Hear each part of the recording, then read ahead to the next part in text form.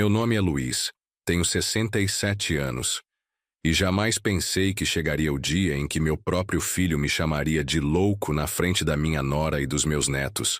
Mas foi exatamente isso que aconteceu numa tarde de domingo que mudou para sempre nossa relação. O que meu filho não sabia é que eu tinha nas mãos todos os documentos que provavam exatamente quem sustentava a vida confortável dele há mais de 15 anos. Durante décadas, construí uma vida baseada no trabalho duro e no amor pela família. Comecei como ajudante numa pequena oficina mecânica aos 14 anos, ainda no interior de Minas Gerais. Com as mãos calejadas e muita determinação, consegui abrir minha própria oficina aos 25 anos. Não foi fácil. Trabalhava de segunda a segunda, das 6 da manhã às 10 da noite, sonhando com um futuro melhor para minha família. Conheci minha esposa, Maria, numa festa junina da cidade. Ela era professora primária, uma mulher doce e inteligente que sempre acreditou nos meus sonhos. Nos casamos em 1979, numa cerimônia simples, mas cheia de amor. Maria me apoiou em todos os momentos difíceis, especialmente quando decidimos nos mudar para São Paulo em busca de melhores oportunidades. Em São Paulo, consegui emprego numa concessionária de carros importados. Minha experiência e dedicação me fizeram subir de cargo rapidamente. Em 5 anos, eu já era supervisor geral de toda a parte mecânica. Em 10 anos, tinha me tornado sócio minoritário. Em 20 anos, era o dono de 3 concessionárias na Grande São Paulo. Durante todo esse tempo, Maria e eu criamos nosso filho único, Roberto, com muito carinho e todos os privilégios que não tivemos. Escola particular, cursos de idiomas, viagens para o exterior, faculdade de medicina numa das melhores universidades privadas do país. Nunca negamos nada para ele. Queríamos que tivesse todas as oportunidades que não tivemos na nossa infância humilde. Roberto se formou médico ortopedista em 2008. Logo depois, se casou com Amanda, uma jovem advogada de família tradicional paulistana. Eu e Maria ficamos felizes com a união, mesmo percebendo que Amanda sempre nos olhava com certo desdém, como se fôssemos pessoas simples demais para a família dela. Quando Roberto decidiu abrir seu próprio consultório em 2010, eu não hesitei em ajudar. Emprestei R$380 mil para ele montar toda a estrutura. Aluguel de uma sala comercial num bairro nobre, equipamentos médicos de última geração, mobiliário, contratação de uma secretária. É um empréstimo, pai, ele disse na época. Vou devolver tudo assim que o consultório estiver funcionando bem. Além disso, paguei integralmente a especialização dele nos Estados Unidos. $150 mil entre curso, hospedagem e passagens. Amanda também foi junto. E eu custeei todas as despesas dela também. É para garantir o futuro da família, eu pensava. Um dia, quando eu não estiver mais aqui, ele precisará sustentar os próprios filhos. Os anos passaram, e Roberto nunca mencionou o pagamento do empréstimo.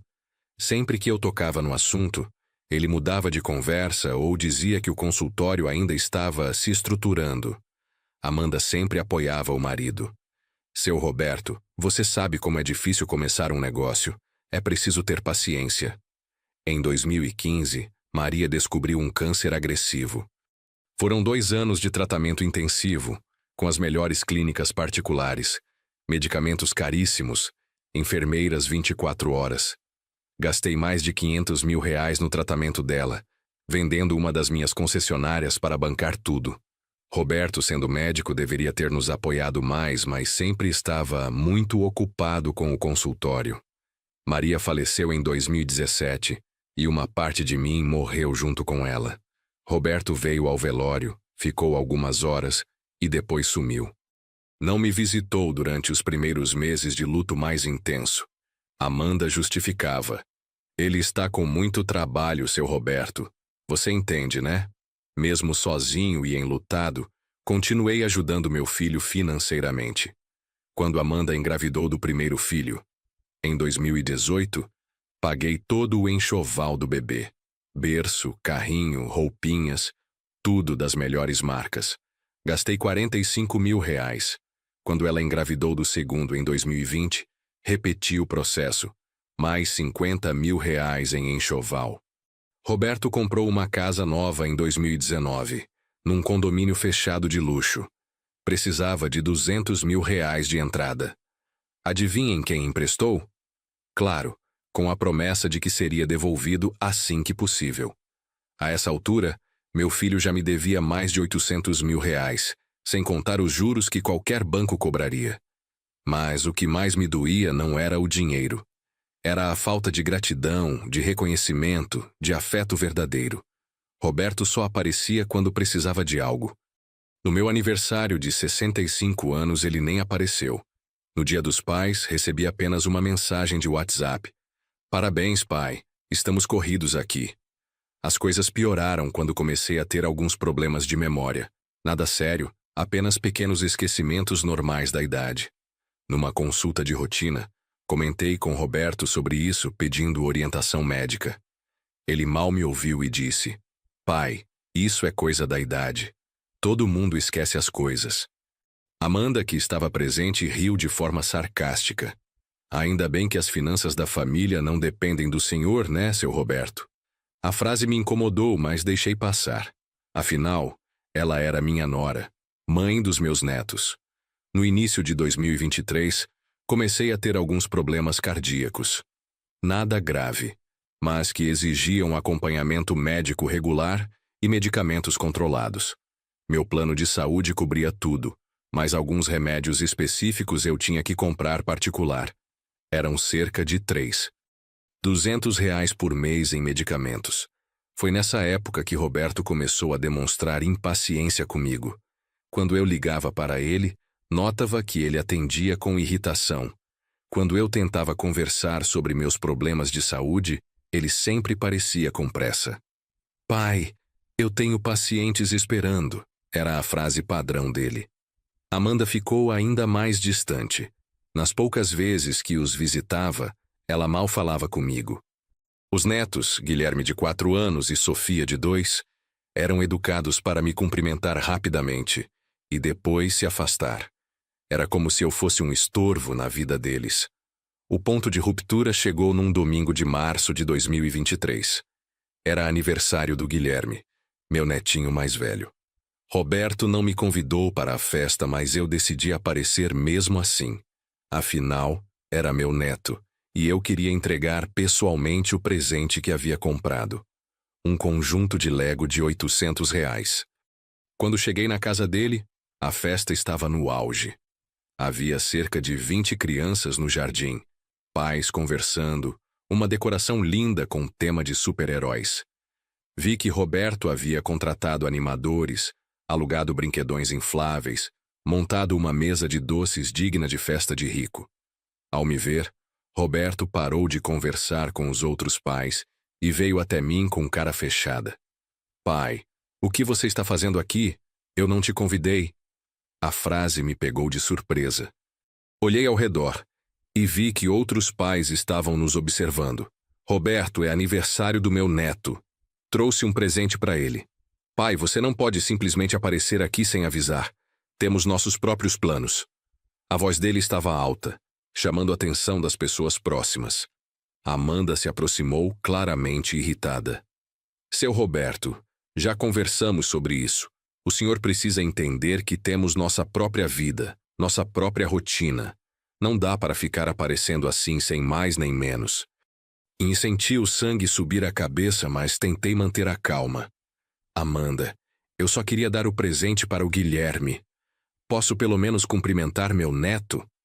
O problema é que o senhor não entende limites, ela continuou, agora falando ainda mais alto. Fica ligando toda hora, aparece aqui sem avisar, quer interferir em tudo. Isso é coisa de pessoa. Pessoa. Pessoa o quê, Amanda? Perguntei, sentindo que ela estava prestes a dizer algo muito ofensivo. Roberto interrompeu, mas o que disse foi ainda pior. Pai, o problema é que você está ficando meio, sei lá, esquisito. Essas suas manias de aparecer aqui, de ficar ligando, de achar que pode opinar em tudo. Isso não é normal. Você está ficando louco. A palavra louco ecoou na minha cabeça como um tiro. Olhei ao redor e vi que várias pessoas estavam ouvindo a conversa. Alguns pais desviaram o olhar constrangidos. As crianças pararam de brincar e ficaram nos observando. Roberto, eu não sou louco. Sou seu pai e só quero fazer parte da vida dos meus netos. Respondi, sentindo os olhos marejarem. Pai, olha só o que você está fazendo. Está fazendo escândalo na festa do meu filho. Isso é exatamente o tipo de comportamento que me preocupa. Você está perdendo a noção da realidade. Amanda balançou a cabeça em concordância. Seu Roberto, talvez seja a hora de procurar um geriatra. Essas coisas da idade precisam ser acompanhadas. Naquele momento senti como se tivesse levado um soco no estômago. Ali estava meu filho, o menino que criei com tanto amor, me humilhando publicamente, me chamando de louco na frente de estranhos, sugerindo que eu estava perdendo a sanidade mental. Olhei para o Guilherme, que estava escondido atrás da perna da mãe, me observando com medo nos olhos. Meu próprio neto estava com medo de mim por causa das palavras dos pais. Está bem, disse com a voz embargada. Eu vou embora. Mas Roberto, Amanda, vocês vão se arrepender de me tratarem assim. Roberto riu com desdém. Pai, agora você está fazendo ameaças?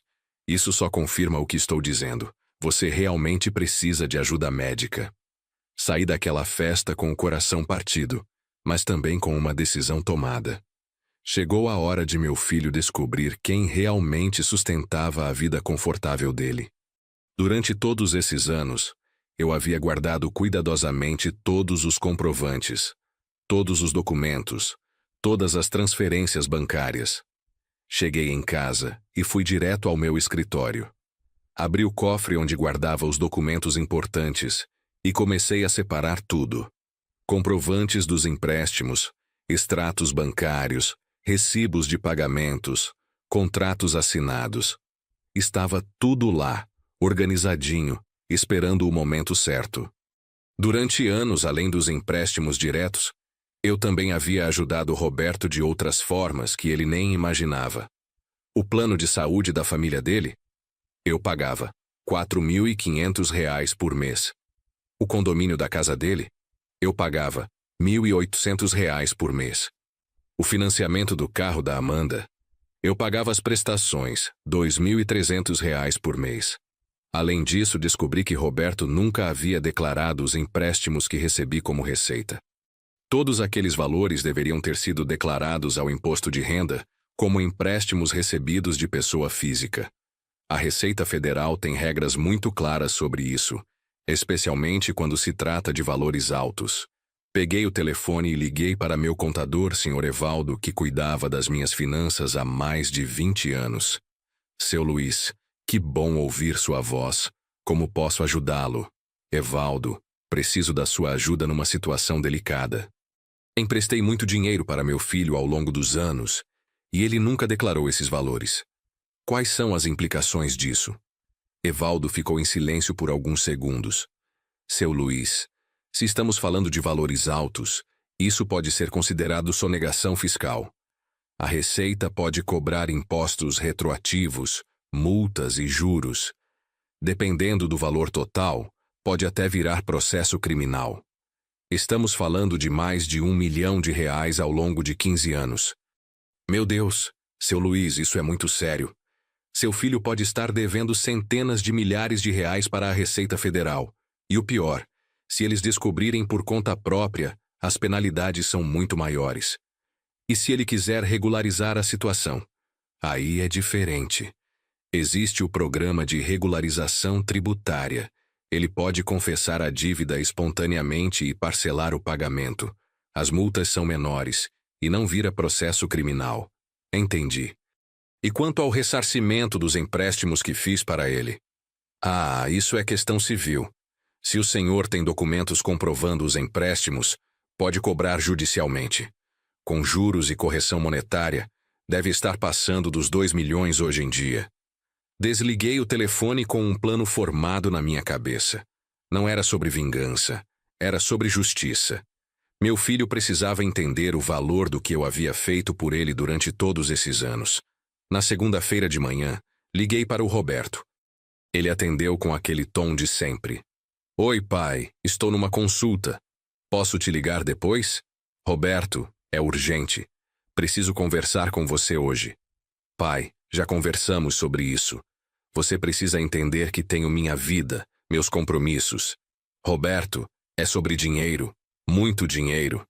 Ele ficou em silêncio por alguns segundos. Que tipo de dinheiro, pai? O dinheiro que você me deve há 15 anos. Todos os empréstimos, todos os pagamentos que fiz por você. Chegou a hora de acertarmos as contas. Pai, você está ficando obcecado com essa história de dinheiro. Isso não é saudável. Confirma o que eu disse ontem. Você precisa procurar um médico. Roberto, não estou louco. Tenho todos os documentos, todos os comprovantes. E descobri que você nunca declarou esses empréstimos ao imposto de renda. Isso é sonegação fiscal. Agora o silêncio foi mais longo. Do que você está falando, pai? Estou falando de mais de R$1 milhão que emprestei para você ao longo dos anos. Valores que deveriam ter sido declarados à Receita Federal. Se eles descobrirem por conta própria, você pode ter problemas criminais. Pai, você está inventando isso. Não me deve nada e eu não devo nada para ninguém. Roberto, amanhã às 14 horas você e Amanda vão estar no meu escritório. Vou mostrar todos os documentos. Se vocês não vierem, eu mesmo vou entregar tudo para a Receita Federal. Pai, você está fazendo chantagem agora. Isso é loucura. Roberto, eu avisei ontem que vocês iam se arrepender de me tratar como louco. Amanhã às 14 horas. Não faltem. Desliguei o telefone e comecei a organizar toda a documentação. Separei em pastas organizadas por ano. Empréstimos diretos, pagamentos de contas, transferências bancárias, comprovantes de pagamentos de cartão de crédito que usei para bancar despesas dele. Liguei para meu advogado, Dr. Marcelo, que cuidava dos assuntos legais das minhas empresas. Doutor, preciso de sua ajuda numa questão familiar delicada. Claro, seu Luiz. Do que se trata? Expliquei toda a situação para ele. Dr. Marcelo ficou impressionado com os valores envolvidos. Seu Luiz, legalmente o senhor tem todo o direito de cobrar esses empréstimos, e realmente seu filho deveria ter declarado esses valores. Doutor, quero que você esteja presente na reunião amanhã. Vou propor um acordo para meu filho. Ou ele assume oficialmente a dívida e começa a pagar, ou eu tomo as medidas legais cabíveis. Entendido. Vou preparar os documentos necessários. Na terça-feira, às 14 horas em ponto, Roberto e Amanda chegaram ao meu escritório. Percebi que ambos estavam nervosos. Amanda estava com uma expressão de desconfiança, como se eu estivesse armando alguma cilada. Roberto tentava parecer confiante, mas eu conhecia meu filho o suficiente para notar que ele estava preocupado. Dr. Marcelo já estava presente, com todas as pastas organizadas sobre a mesa. Roberto, Amanda, podem se sentar. Temos muito o que conversar. Pai, espero que você tenha chamado a gente aqui para se desculpar pelo comportamento de ontem, disse Amanda, tentando tomar a iniciativa da conversa. Na verdade, Amanda, vocês é que vão me pedir desculpas depois de verem o que eu tenho para mostrar. Abri a primeira pasta e comecei a mostrar os documentos. Roberto, aqui está o comprovante de transferência de R$380 mil para sua conta em junho de 2010. Foi para montar seu consultório, lembra? Roberto pegou o documento e examinou. Sua expressão mudou completamente. Pai, isso foi há muito tempo. Aqui está o comprovante de pagamento da sua especialização nos Estados Unidos.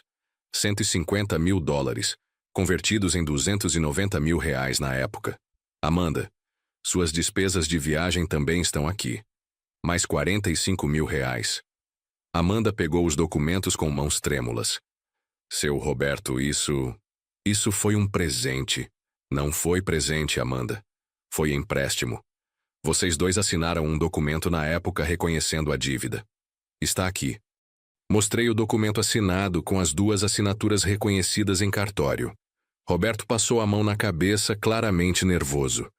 Pai, você sabe que pretendo pagar tudo isso. Então me explique por que vocês nunca declararam esses valores ao imposto de renda. Silêncio total na sala. Amanda olhou para Roberto, que olhou para mim, que olhei para Dr. Marcelo. Seu Luiz, disse o advogado, gostaria de explicar para Roberto e Amanda as implicações legais da situação. Roberto, continuou o Dr. Marcelo, empréstimos recebidos de pessoa física devem ser declarados no imposto de renda, especialmente em valores altos como estes. A Receita Federal considera que vocês receberam renda não declarada de mais de R$1 milhão. 1 milhão? Perguntou Amanda com voz fraca. Abri a pasta com o resumo geral. Na verdade, são R$1.347 mil em empréstimos diretos, mas tem mais. Mostrei os extratos bancários dos últimos anos. Plano de saúde da família. 4. R$500 por mês que eu pago há 8 anos. Total, R$432 mil. Condomínio da casa, R$1.800 por mês há 4 anos. Total, R$86 mil. Prestações do carro da Amanda, R$2.300 por mês há 3 anos. Total, R$82 mil.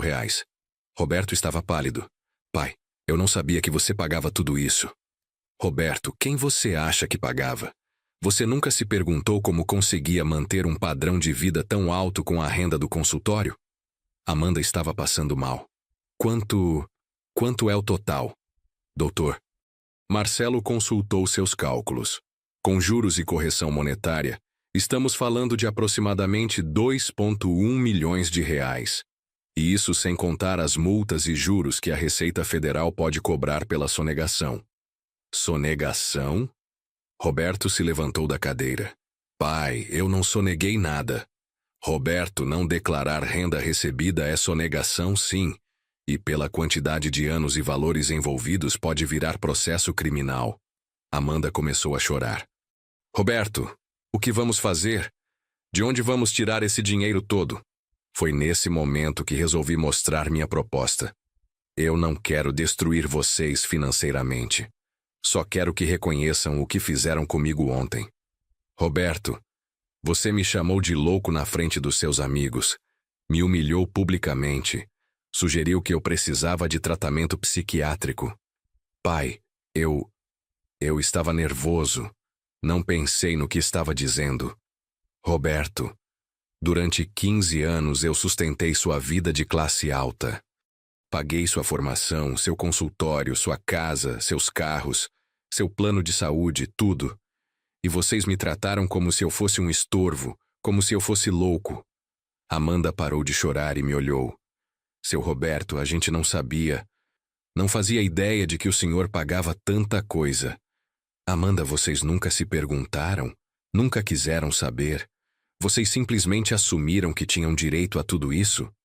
Roberto sentou novamente com a cabeça baixa. Pai, eu sempre pensei que você fazia isso porque queria, porque tinha condições. Roberto, eu fazia porque vocês eram minha família, porque eu amava vocês. Mas amor tem limite. Ontem vocês passaram do limite. Dr. Marcelo abriu a pasta com os contratos que havia preparado. Seu Luiz gostaria de propor um acordo. Que tipo de acordo? Perguntou Roberto. Primeiro, vocês vão assumir oficialmente toda a dívida, reconhecendo por escrito que devem R$2,1 milhões. Segundo, vão regularizar a situação com a Receita Federal através do Programa de Parcelamento Especial. Terceiro, vão começar a pagar R$15 mil por mês, valor que corresponde exatamente ao que eu gastava sustentando vocês. Pai, 15 mil por mês? Não temos como pagar isso, protestou Roberto. Roberto, vocês vão ter que se ajustar ao padrão de vida que realmente podem sustentar. Vão ter que cortar gastos, mudar de casa se necessário, vender o carro importado da Amanda. Amanda estava desesperada. Mas e as crianças? E a escola particular delas? Amanda, as crianças vão estudar em escola pública, como eu estudei, como milhões de crianças estudam. Não vão morrer por causa disso. Roberto tentou argumentar. Pai, seja razoável. Roberto, eu estou sendo mais que razoável. Se eu fosse para a justiça, vocês teriam que pagar tudo de uma vez, com juros muito maiores, e ainda teriam que enfrentar a Receita Federal sozinhos. Doutor, Marcelo explicou as alternativas. Se vocês não aceitarem o acordo, seu Luiz pode tomar 2 medidas. Primeira, entrar na justiça cobrando toda a dívida de uma vez. Segunda, comunicar à Receita Federal sobre a sonegação. Nesse caso, além da dívida civil, vocês teriam problemas criminais. O silêncio na sala durou longos minutos. Roberto e Amanda se entreolhavam, claramente em pânico. Finalmente, Roberto falou. Pai, se aceitarmos o acordo, como fica nossa relação? Roberto, isso depende de vocês. Se vocês me tratarem com o respeito que mereço, se reconhecerem os sacrifícios que fiz por vocês todos esses anos, se permitirem que eu seja avô dos meus netos, talvez possamos reconstruir nossa relação. E se não cumprirmos o acordo? Perguntou Amanda. Aí eu tomo todas as medidas legais disponíveis. E vocês vão ter que se explicar para a Receita Federal, para a Justiça e para toda a sociedade. Roberto suspirou profundamente.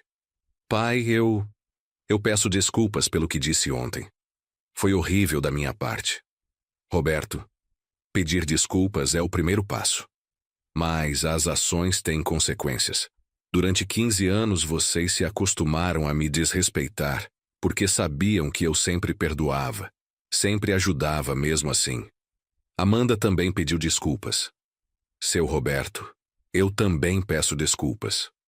A gente realmente não sabia de nada disso. Amanda, vocês não sabiam porque nunca quiseram saber. Nunca se interessaram pela minha vida, pelos meus sacrifícios, pelas minhas dificuldades. Dr. Marcelo apresentou os documentos. Se vocês concordarem, podem assinar hoje mesmo. O acordo entra em vigor imediatamente. Roberto pegou a caneta, mas hesitou. Pai, 15 mil por mês. É muito dinheiro. Roberto, é exatamente o que eu gastava sustentando vocês. Agora vocês vão aprender a se sustentar sozinhos. Depois de mais meia hora de discussão, Roberto e Amanda assinaram o acordo. Ficou estabelecido que eles teriam 30 dias para regularizar a situação com a Receita Federal, e o primeiro pagamento deveria ser feito em 60 dias.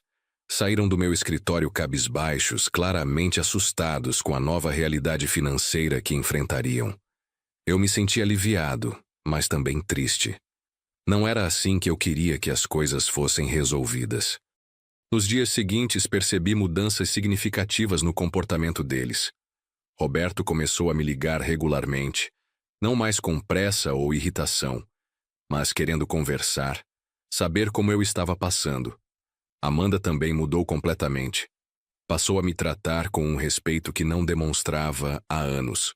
Quando eu visitava a casa deles, ela fazia questão de preparar minha comida favorita, de perguntar sobre minha saúde, meus remédios. Uma semana após a assinatura do acordo, Roberto veio me visitar sozinho. Pai, preciso conversar com você sobre algumas coisas. Pode falar, filho. Pai, eu nunca me dei conta do quanto você fez por nós. Quando comecei a calcular todos os gastos que você bancava, entendi que nossa vida toda era sustentada por você. Roberto, o problema não era eu ajudar vocês. O problema era a falta de gratidão, de reconhecimento. Pai, você tem razão. A gente se acostumou a receber tudo de mão beijada e nunca valorizou seus sacrifícios. Roberto me contou que havia procurado um contador para regularizar a situação com a Receita Federal. O profissional ficou chocado com os valores envolvidos e confirmou que eles poderiam ter tido sérios problemas criminais se a sonegação fosse descoberta numa fiscalização. Pai, o contador disse que o senhor nos salvou de uma situação muito pior. Se a Receita descobrisse por conta própria, as multas seriam o dobro, e eu poderia até ser preso. Roberto, eu não queria que você fosse preso. Só queria que vocês me respeitassem. Pai, sobre aquele dia na festa, eu estava com vergonha dos meus amigos saberem que ainda dependia financeiramente de você. Por isso reagi daquela forma horrível. Roberto, Não há vergonha nenhuma em receber ajuda da família. A vergonha está em não reconhecer essa ajuda, em tratar mal quem te ajuda. Nos meses seguintes, acompanhei de perto as mudanças na vida deles. Roberto e Amanda tiveram que se mudar para uma casa menor, num bairro mais simples. Amanda vendeu o carro importado e comprou um usado. As crianças saíram da escola particular e foram para uma pública. Inicialmente percebi que Amanda estava sofrendo com as mudanças. Ela havia se acostumado com um padrão de vida muito alto e estava tendo dificuldades para se adaptar. Mas gradualmente vi que ela começou a valorizar coisas que antes considerava banais. Numa visita à casa nova deles, Amanda me disse: "Seu Roberto, sabe que estou gostando da casa nova. É menor, mas é mais aconchegante. E os vizinhos são muito mais simpáticos que no condomínio anterior."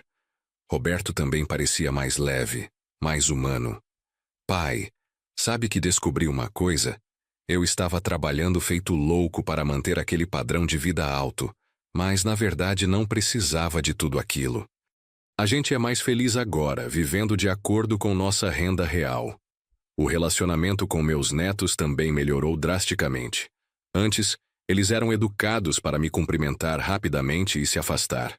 Agora, Guilherme e Sofia vinham correndo me abraçar quando eu chegava. Brincávamos juntos, eu contava histórias da minha infância, ensinava coisas práticas para eles.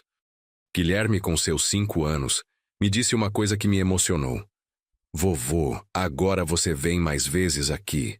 Antes você quase não vinha." "Por que você acha isso, meu netinho?" "Porque agora papai e mamãe gostam quando você vem. Antes eles ficavam bravos." A inocência das crianças às vezes revela verdades que os adultos tentam esconder. Guilherme havia percebido perfeitamente como Roberto e Amanda me tratavam antes. 3 meses após o acordo, Roberto conseguiu quitar a primeira parcela de R$ 15.000. Ele veio pessoalmente me entregar o dinheiro, acompanhado de Amanda e das crianças. "Pai, aqui está a primeira parcela. Conseguimos economizar cortando vários gastos desnecessários que tínhamos." "Roberto, eu estou orgulhoso de vocês. Sei que não foi fácil se adaptar à nova realidade." Amanda se pronunciou. "Seu Roberto, quero que o senhor saiba que aprendi muito nesses últimos meses. Aprendi o valor do dinheiro, o valor do trabalho e, principalmente, o valor da família. Amanda, fico feliz em ouvir isso. Vocês estão crescendo como pessoas." Roberto então me surpreendeu. "Pai, a gente queria fazer uma proposta. Que tal se o senhor viesse almoçar aqui todo domingo? As crianças adorariam e nós também." "Roberto, eu ficaria muito feliz. Há anos que não temos um almoço em família de verdade." Os almoços de domingo se tornaram nossa nova tradição. Amanda cozinhava pratos que sabia que eu gostava. As crianças me contavam sobre a escola. Roberto conversava comigo sobre trabalho, sobre a vida. Era como se tivéssemos nos reencontrado como família. Durante um desses almoços, Sofia, de 3 anos, me perguntou: "Vovô, por que você tem cabelo branco?" "Porque eu já vivi muito tempo, minha netinha. Cada cabelo branco é uma história que o vovô viveu." "Conta uma história para nós, vovô." Comecei a contar para ele sobre minha infância no interior, sobre como conheci a vovó Maria, sobre como construí minha primeira oficina com as próprias mãos. As crianças ouviam fascinadas e percebi que Roberto e Amanda também prestavam atenção, descobrindo aspectos da minha vida que nunca haviam se interessado em conhecer. "Pai", disse Roberto depois que as crianças foram brincar, "eu nunca soube dessas histórias. Por que você nunca contou?" "Roberto, eu tentei contar várias vezes, mas vocês sempre estavam ocupados, sempre tinham pressa. Pai, a gente perdeu tanto tempo. Desperdiçamos tantas oportunidades de conhecê-lo melhor." Amanda completou: "Seu Roberto, a gente estava tão preocupada em aparentar ter uma vida perfeita que esqueceu de viver de verdade." 6 meses depois do acordo, recebi uma ligação inesperada do Dr. Marcelo. "Seu Luiz, preciso lhe dar uma notícia importante. A Receita Federal estava mesmo investigando a situação financeira do Roberto." "Como assim, doutor?" "Eles já tinham detectado algumas inconsistências na declaração dele. Se vocês não tivessem regularizado quando regularizaram, ele teria sido convocado para uma fiscalização. O timing foi perfeito. Quer dizer que se eu não tivesse tomado essa atitude, Roberto poderia ter sido preso, seu Luiz. A investigação estava em andamento há meses. Contei para Roberto sobre a ligação do advogado. Ele ficou pálido. Pai, Você me salvou de ser preso? Roberto, eu só queria que você me respeitasse. Mas acabou que te salvei de algo muito pior. Pai, como você soube que a Receita estava investigando? Eu não sabia, Roberto. Foi coincidência. Ou talvez não tenha sido coincidência. Talvez tenha sido sua mãe, lá do céu, cuidando de você. Roberto começou a chorar. Pai, eu fui um monstro com você. Você sempre me protegeu, sempre cuidou de mim, e eu te tratei como lixo. Roberto, o importante é que aprendemos com os erros. Sua mãe sempre dizia que as pessoas podem mudar, que nunca é tarde para recomeçar. Um ano após o acordo, organizamos uma festa de aniversário para mim, 68 anos. Foi a primeira festa de aniversário minha em anos que tive vontade real de comemorar. Roberto e Amanda organizaram tudo com carinho. Convidaram meus amigos, fizeram meus pratos favoritos.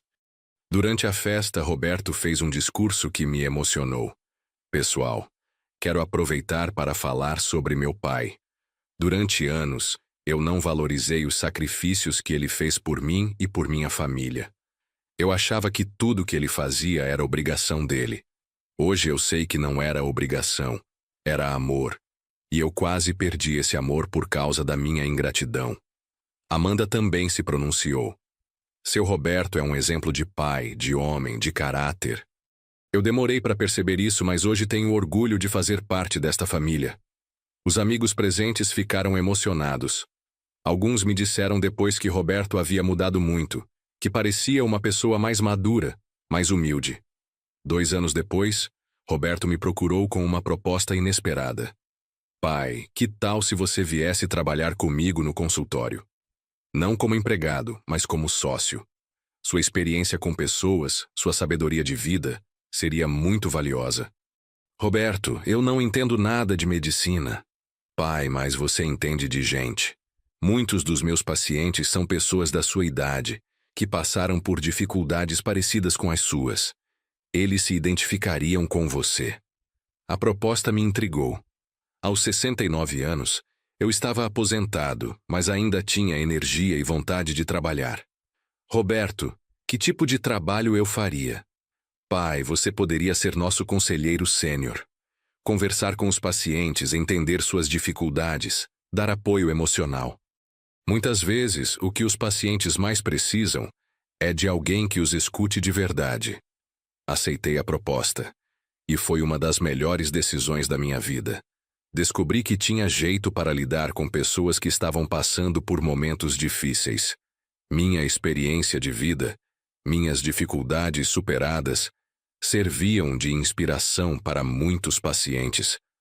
Uma paciente, Dona Marta, de 72 anos, me disse: Seu Luiz, conversar com o Senhor me deu mais esperança do que todos os remédios que já tomei. Roberto ficava orgulhoso vendo o impacto positivo que eu causava nos pacientes. Pai, você tem um dom natural para isso. Deveria ter descoberto antes. Roberto, talvez eu não estivesse pronto antes. Às vezes precisamos passar por dificuldades para desenvolver nossa capacidade de ajudar os outros. Hoje, 3 anos após aquela tarde terrível na festa do Guilherme, posso dizer que nossa família se reconstituiu de uma forma mais sólida e verdadeira. Roberto aprendeu o valor do dinheiro, do trabalho, da gratidão. Amanda se tornou uma pessoa mais simples e genuína. As crianças crescem em um ambiente mais real, mais humano. Roberto já pagou quase 40% da dívida que tinha comigo. Ele nunca atrasou uma parcela, nunca deu desculpas. Pelo contrário, sempre que possível, ele paga um pouco a mais. Pai, ele me disse recentemente, pagar essa dívida é a coisa mais importante da minha vida. Não só porque devo o dinheiro, mas porque cada pagamento é um pedido de desculpas pelo que fiz com você. Amanda também mudou radicalmente. A mulher fútil e preconceituosa que me chamou de louco se transformou numa nora carinhosa e respeitosa. Seu Roberto, ela me disse na última visita, o Senhor me ensinou que família não é sobre dinheiro ou status. É sobre amor, respeito e gratidão. As crianças me adoram. Guilherme, agora com 7 anos, sempre me pergunta sobre histórias do passado. Sofia, com 5 anos, já fala que quando crescer, quer ser igual ao vovô. Uma pessoa boa que ajuda os outros. Recentemente, Guilherme me fez uma pergunta que me fez refletir. Vovô, por que papai e mamãe brigaram com você antes? Guilherme, às vezes as pessoas se perdem no caminho. Elas esquecem o que é realmente importante na vida. E agora eles não estão mais perdidos? Não, meu netinho. Agora eles encontraram o caminho de volta para casa. Olhando para trás, posso dizer que aquela tarde humilhante na festa do Guilherme foi um divisor de águas na minha vida. Foi dolorosa, foi injusta, mas foi necessária. Às vezes as pessoas só aprendem a valorizar o que têm quando correm o risco de perder. Minha atitude não foi vingança, foi educação. Roberto e Amanda precisavam aprender que suas ações tinham consequências, que não se pode tratar mal as pessoas que nos amam só porque sabemos que elas vão perdoar. Hoje, aos 70 anos, me sinto realizado. Tenho uma família que me respeita e me ama de verdade. Tenho um trabalho que me dá propósito. Tenho a satisfação de saber que eduquei meu filho, mesmo que tenha sido tarde. A lição que aprendemos como família é simples, mas profunda. O amor verdadeiro exige respeito mútuo. Não basta amar, é preciso demonstrar esse amor através de ações, palavras e atitudes. Para quem está passando por situações parecidas com a minha, meu conselho é: não tenham medo de colocar limites, mesmo com pessoas que amamos. Às vezes, dizer não para quem amamos é a maior prova de amor que podemos dar. Roberto me disse recentemente: Pai, obrigado por não ter desistido de mim. Obrigado por ter me ensinado a ser uma pessoa melhor, mesmo quando eu não merecia. Roberto, respondi, pais nunca desistem dos filhos. Às vezes precisamos usar métodos mais duros, mas nunca desistimos. Hoje, quando vejo meus netos brincando no quintal, quando almoçamos juntos aos domingos, quando Roberto me procura para pedir conselhos, sei que tomei a decisão certa. Não foi fácil, não foi agradável, mas foi necessária. A vida me ensinou que respeito não se pede, se conquista. E às vezes, para conquistar o respeito que merecemos, precisamos mostrar às pessoas o que elas perderiam se nos perdessem. Minha história não é sobre um pai vingativo que humilhou o filho. É sobre um pai que amou o suficiente para educar, mesmo quando doeu. É sobre uma família que se perdeu e se reencontrou. É sobre segundas chances e a capacidade humana de mudar e crescer. Roberto hoje é um homem melhor, um pai melhor, um filho melhor. Amanda é uma esposa e mãe mais presente e genuína. As crianças crescem vendo exemplos de responsabilidade e gratidão. E eu? Eu sou um homem em paz consigo mesmo. Um homem que soube, no momento certo, mostrar que amor e respeito andam juntos. Que ensinou, através da dor, a lição mais importante da vida: valorizar quem nos ama e nos apoia. Aos 70 anos, posso dizer com tranquilidade: valeu a pena. Cada lágrima, cada noite de insônia, cada momento de dor valeu a pena para chegar até aqui. Para ter uma família de verdade, baseada em amor, respeito e gratidão mútua. Esta é minha história. A história de um pai que não aceitou ser tratado como louco e que, ao defender sua dignidade, reconquistou o amor e o respeito da sua família.